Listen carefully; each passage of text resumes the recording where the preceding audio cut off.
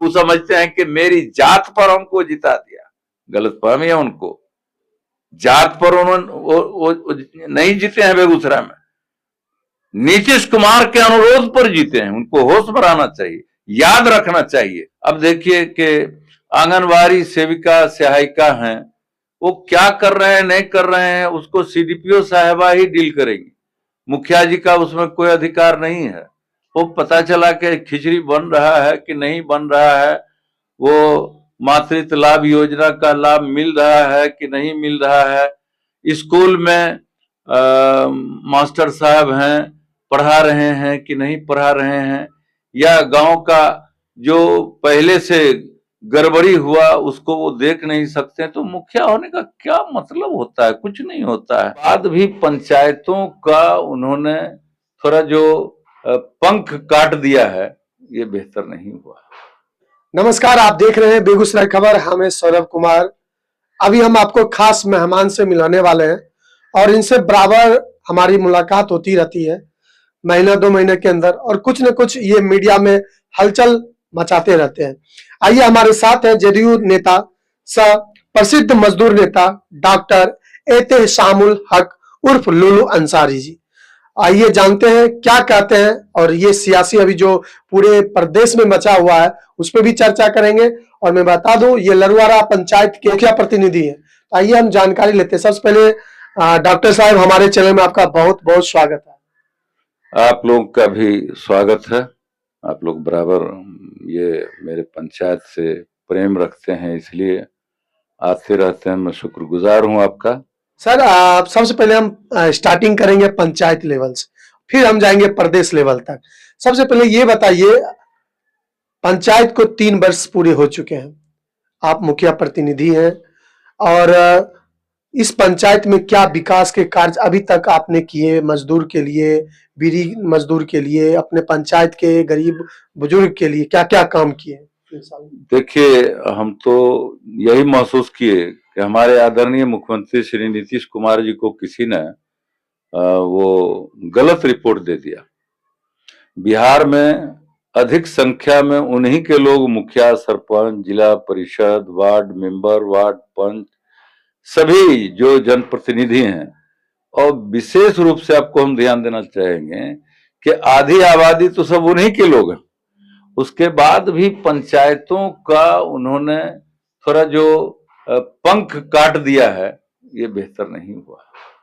मेरी समझ से उनको चाहिए कि अभी भी समय है, 2025 के चुनाव में अपनों को मजबूत करने के लिए हम अपने आदरणीय मुख्यमंत्री श्री नीतीश कुमार जी से आपके चैनल के माध्यम से मांग करता हूं कि पंचायतों का जो पंख उन्होंने काट दिया है, उसको फिर बाबा साहब डॉक्टर भीमराव अंबेडकर के सपनों का जो एक सोच थी, और महात्मा गांधी जी का जो सपना था, उसको पूरा करने के लिए पंचायत को पूरा अधिकार दे देना चाहिए। यानी आवास नाम का तो भारत सरकार ने कोई चीज ही नहीं भेजा इस 3 साल में, बहुत थोड़ा। अब इतनी बड़ी आबादी है, 15,000 की आबादी है, अब तक में 50 घर 3 साल में आया, तो 15 या 45। न पिछड़ी जाति का हुआ, न दलित का हुआ, न अल्पसंख्यक का हुआ, और एक तरफ ढिंढोरे पीटे जा रहे हैं कि साहब बिहार में विकास ही विकास है और बहार ही बहार है। लेकिन अंदर से जो लोग डरे हुए हैं, घबराए हुए हैं कि पता नहीं क्या होगा क्या नहीं होगा, इस सरकार को रखना चाहिए कि नहीं रखना चाहिए, यहां तक लोग सोचने लगे। चूंकि जिस पेड़ से फूल और फल का पता नहीं होता है, तो उस पेड़ को बरही से कटवा दिया जाता है। हम आते हैं पंचायत में, और पंचायत में बीड़ी मजदूरों के बारे में और न्यूनतम जो मजदूरी, इस पे क्या कहना चाहिए? देखिए, पूरे बिहार में 3 लाख रजिस्टर्ड बीड़ी मजदूर है। चूंकि मैं बीड़ी मजदूर का साथी हूं, नेता तो नहीं कह सकता हूं, चूंकि नेता जो जीत के जाते हैं, जिसको जिता के भेजते, लेकिन उन्होंने अपने पंचायत में तो मुझे नेता बना लिया। हम इसकी चिंता में हैं कि करोड़ों रुपया हम हाल में गए थे, श्रम सचिव महोदय हमारे दीपक बाबू हैं श्रम संसाधन विभाग के, उनसे मैंने आग्रह किया और उनको रिपोर्ट दिया कि बिहार में करोड़ों रुपया प्रतिदिन बीड़ी मजदूरों को, जो न्यूनतम मजदूरी है वो बीड़ी कंपनी के, बड़े बड़े बीड़ी कंपनी के मालिक और छोटे छोटे ठेकेदारों ने मिलकर उनका रोज बेईमानी करते हैं। यानी उनको आज तक, जब से बिहार में स्वतंत्रता के बाद जो सरकार बनी है, आज तक इन मजदूरों का शोषण होता रहा और किसी सरकार ने इस पर लगाम नहीं लगाया। ये जान लीजिए कि इन मजदूरों के बारे में न लोग, जो हमारे अभी 2025 के चुनाव में हमारे यहाँ बहुत सारे पार्टी के नेता आएंगे, बीड़ी मजदूरों से हमदर्दी तो करेंगे, लेकिन अभी सदन में जब मौका था उनके बारे में कुछ कहने का तो उन्होंने कुछ नहीं कहा, लोकसभा में भी कुछ नहीं कहा। अभी हाल में पश्चिम बंगाल में कांग्रेस के जो प्रधानमंत्री के दावेदार नेता हैं माननीय राहुल गांधी जी, वहां एक बीड़ी मजदूरों के साथ सेल्फी लिया। लेकिन जब कांग्रेस की सरकार थी और बीड़ी मजदूरों की आवास योजना को दिवंगत नेता हमारे माननीय मनमोहन सिंह जी ने उनका शुरुआत किया, तो कहा कि उन बीड़ी मजदूरों को आवास का लाभ देंगे जो 5,000 रुपया पहले सिक्योरिटी मनी जमा करेगा। ये तो गुण गाते हैं हम माननीय मुख्यमंत्री श्री नीतीश कुमार जी का। इन्होंने कहा कि ये गरीब आदमी कहां से 5,000 रुपया ला के देंगे। और दिवंगत नेता हमारे माननीय सुशील कुमार मोदी जी, बिहार के उस समय उप मुख्यमंत्री और फाइनेंस मिनिस्टर थे, उन्होंने कहा कि नहीं, आप इनको राशि दीजिए। 40,000 में प्रथम किस्त की 20,000 रुपया राशि दिया करते थे और पहले ही 5,000 रुपया कहते थे जमा करो, बगैर जमा किए हुए उनको नहीं मिलता था। आज तक वो राशि वहां उनके ही कार्यालय में, श्रम कल्याण आयुक्त के कार्यालय में पटना में जमा है। तो 4,000 रुपया प्रति मजदूर की दर से माननीय मुख्यमंत्री श्री नीतीश कुमार ने जमा किया, तब जाके हजारों हजार मजदूरों का आवास मेरे गांव में, इस लरवारा पंचायत में आया। चलिए, और अब हम बात करेंगे प्रदेश की चर्चा, हलचल को। और प्रदेश में मैं बता दूं, जेडीयू से बीजेपी दूरी बनाना चाह रही है क्या? देखिए, कोई यूं ही बेवफा नहीं होता, बिल्कुल, कोई कहीं यूं ही बेवफा नहीं होता। हमारे माननीय मुख्यमंत्री श्री नीतीश कुमार जी बराबर चाहते रहते हैं कि हम एक अच्छे पार्टी के साथ सरकार में रहें, और कभी ये अच्छे लगने लगते हैं, कभी वो अच्छे लगने लगते हैं, कभी वो बुरे लगने लगते हैं, कभी ये बुरे लगने लगते हैं।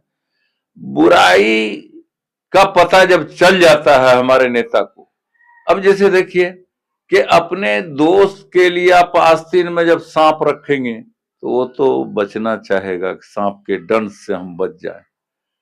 तो अभी इधर कुछ दिनों से हो सकता है कि अफवाह हो, लेकिन पता चला है कि जदयू को तोड़ने की साजिश कर रहे थे हमारे माननीय गृह मंत्री अमित शाह जी। हमारे ही दल के बड़े नेताओं के माध्यम से उन्होंने मुसलमानों के बारे में कुछ कहलवा दिया, उन्होंने कभी दलित के बारे में कुछ कहलवा दिया, अभी बाबा साहब भीमराव अंबेडकर के बारे में उन्होंने अपशब्द कह दिया, जिससे पूरे देश के जो संविधान में विश्वास रखने वाले लोग हैं, जो भारत के असल बासिंदे हैं, उनका दिल कड़ा उठा ये सुनकर कि अमित शाह जी ने बाबा साहब डॉक्टर भीमराव अंबेडकर की बेइज्जती की है अपने लफ्जों के माध्यम से।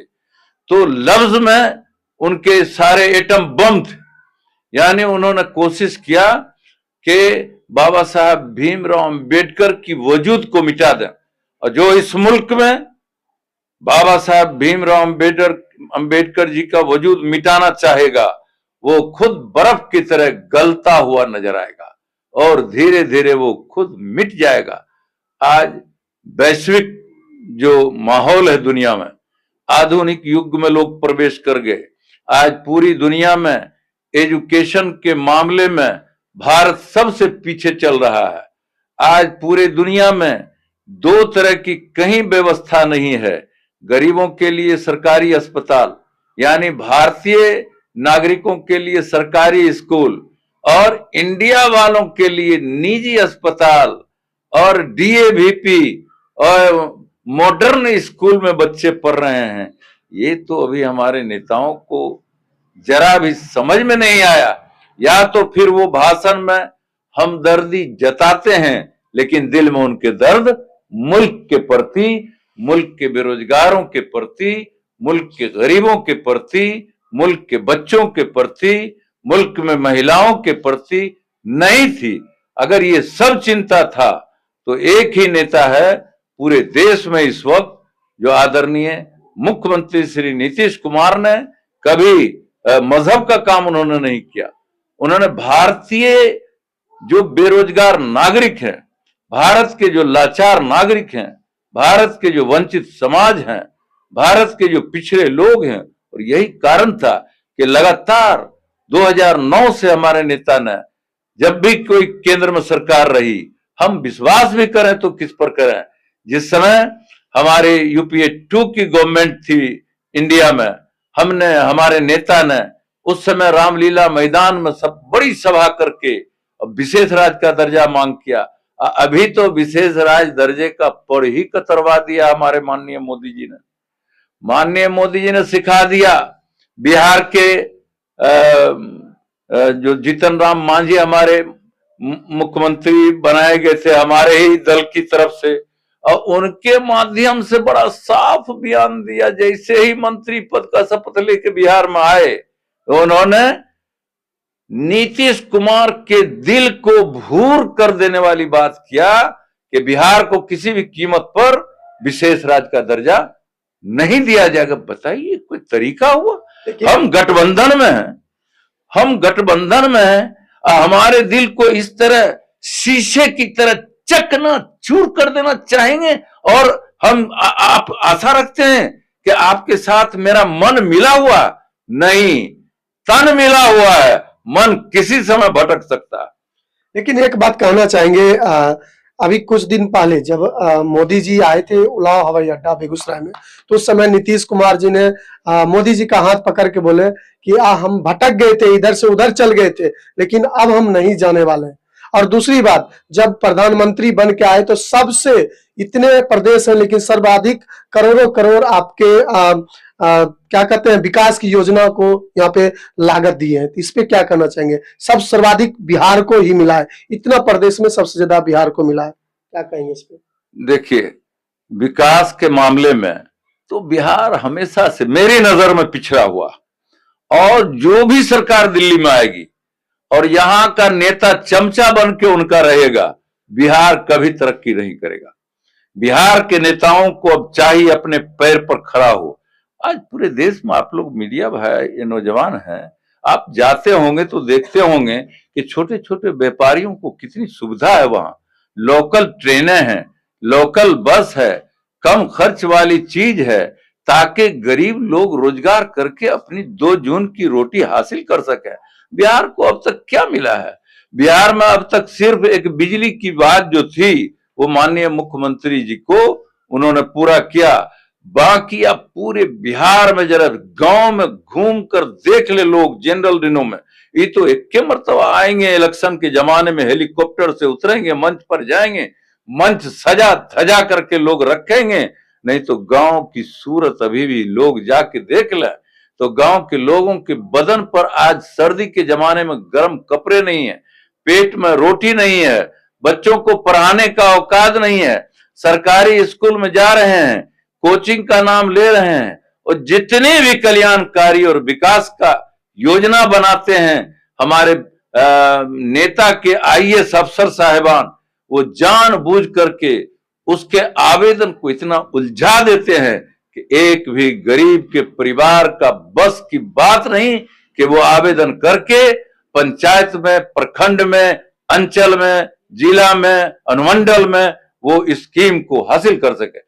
नतीजा होता है कि बिचौलिए वहां हावी हो जाते हैं और इसकी रकम बिचौलिए से लेकर और अधिकारियों तक के यहां बंदरबांट हो जाता है। चलिए एक आखिरी सवाल करना चाहेंगे। अभी हम बात करें, कुछ दिन पहले मीडिया पे बहुत हाईलाइट आप लोग देखे होंगे, हम भी देखते हैं, आप भी देखते हैं, मीडिया से सब सारे लोग जुड़े हुए हैं। केंद्रीय मंत्री गिरिराज सिंह आपके नेता यानी नीतीश कुमार जी को, यानी बिहार के मुख्यमंत्री जो हैं, उनको उनके लिए भारत रत्न की मांग कर रहे हैं। क्या क्या लगता है, भारत रत्न मिलने वाला है क्या? देखिए, हमारे जिला के दिवंगत नेता डॉक्टर प्रोफेसर भोला सिंह थे, जी तो वो कभी कभी कहते थे कि व्यर्थ में कुछ मत बोला करो, फालतू की बात मत बोला करो। और वो कहते थे कि एक गांव में एक आदमी के खिलाफ 100 तवायफ उसके खिलाफ बोले और मंदिर और मस्जिद का एक पुजारी उसके समर्थन में बोले, तो हम किसकी बात माने? तो लोगों ने कहा कि मंदिर और मस्जिद के जो पुजारी हैं उनके समर्थन को ज्यादा माना जाएगा उसके नतीजे में। आपने जो माहौल बिहार में पैदा किया, पार्टी की भी नहीं माने, बेगूसराय में क्या क्या नहीं आपने किया, और एक समुदाय के खिलाफ हिंदुस्तान, पाकिस्तान, अफगानिस्तान तलवार, बम, पिस्तौल के आवाज वाली जुबान से ये शब्द अच्छा नहीं लगता है कि माननीय मुख्यमंत्री के दिल को पहले चकनाचूर कर दिया और अब आप कहते हैं कि भारत रत्न का उनको उपाधि मिले।